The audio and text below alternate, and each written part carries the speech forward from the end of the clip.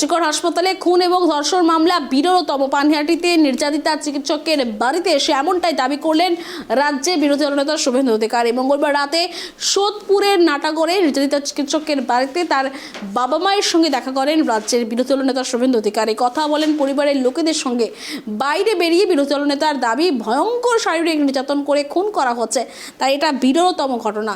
বড় লড়াই হবে, পরিবার বড় লড়াইয়ের প্রস্তুতি নিচ্ছে, দাবি শুভেন্দু অধিকারী। দেখুন, এটা বিরলতম ঘটনা, কারণ ওয়ার্কিং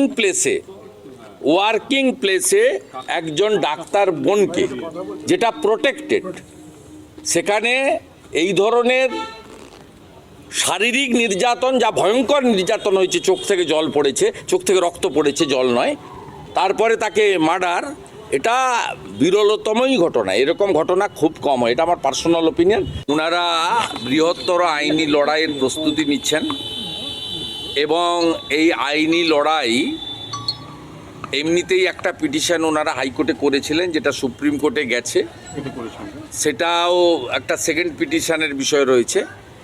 সামগ্রিকভাবে একটা বৃহত্তর আইনি লড়াইতে আমাদের ভিকটিম পরিবার, মানে আমাদের ডাক্তার বোনের পিতা মাতা এবং তার পরিবার, তার শুভানুধ্যায়ীরা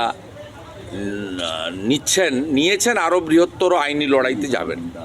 তাতে আমি তাদের বাড়িরই একজন হিসেবে মনে করি